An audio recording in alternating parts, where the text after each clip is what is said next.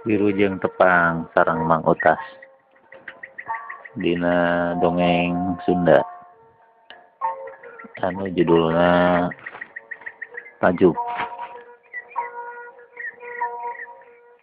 Paralun lain rek ngageugkeun kanu ibadah da memang harita mah kitu kanyaataanana. Urang lembur masih keneh awam kanu ngaranna tajuk teh.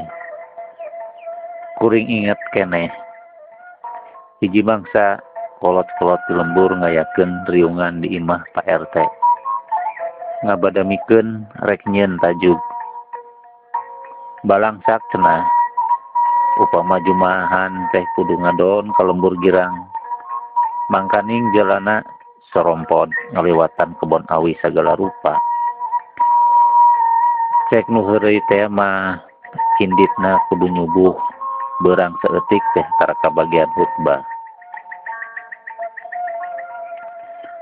Nya Pak RT kudu buru-buru nyieun tajuk.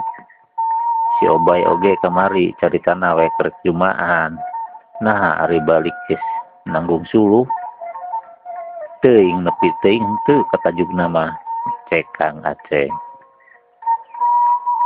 Ari geus mangsana taraweh mah sok balangsak we. Puting-puting kudu ngaliwat ke kebon awi. Mangkaning loba kabejakeunana tah di lebah dinya teh. Komo lebah tangkal picung mah. Bejana mah sok aya nu ngagulawing cek Darminta. Apan ieu oge keur dibadamikeun. Tanahna mah geus aya wakaf ti Emak Unda. Karineangan waragad Baham jeung wangunanana.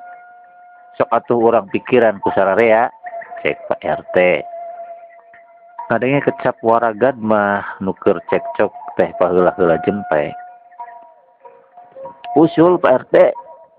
Cek Kang Rahmat. Ayeuna mah urang maling we ti leuweung deukeut ieu. Awina ngabukbak nu bah minta malaur ngagegedeg tar aya nu ngala. Kentengna cek Kang Rahmat ngaulang heula. Urang umaha we kasih Darminta. Apan manehna sok nyita kenteng. Wajar we nyumbang satajugeun mah.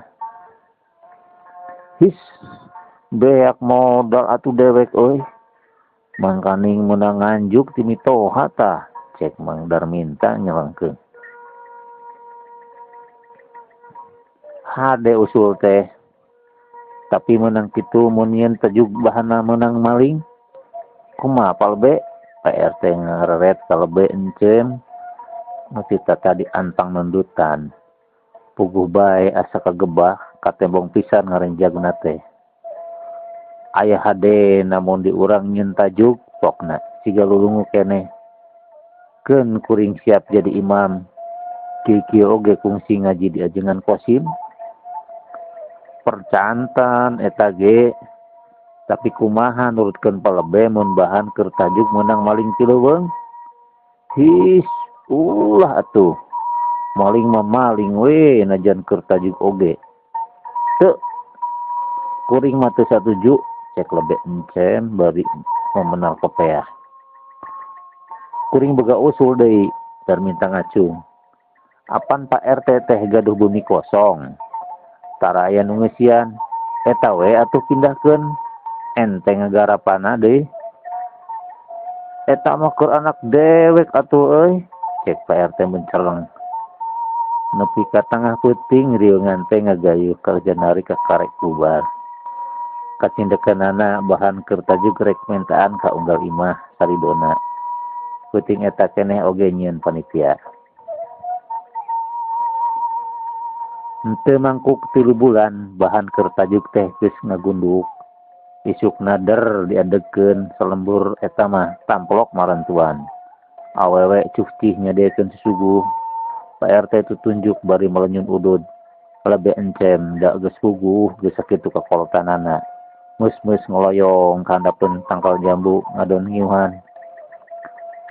Kade Pak RT kudu nyieun tihang di tengah tajuk teh. Rek 2 rek 3 eta mah cek Kang Rahmat bari anteng mapasan tangkal mahoni. Keurna naon tihang? Ngarah wowog we atuh.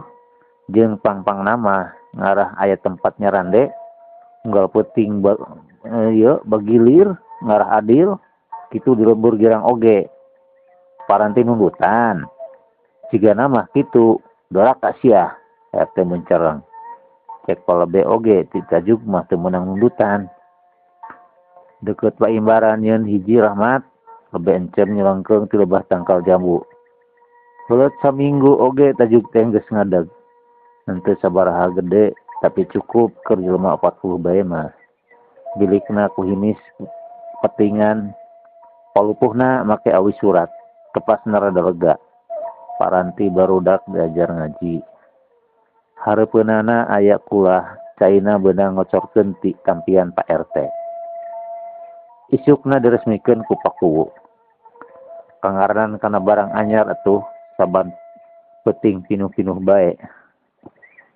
lebe encem katembong riweuh unggal peuting kudu nerangkeun bag-bagan ibadah da loba anu poekeun keneh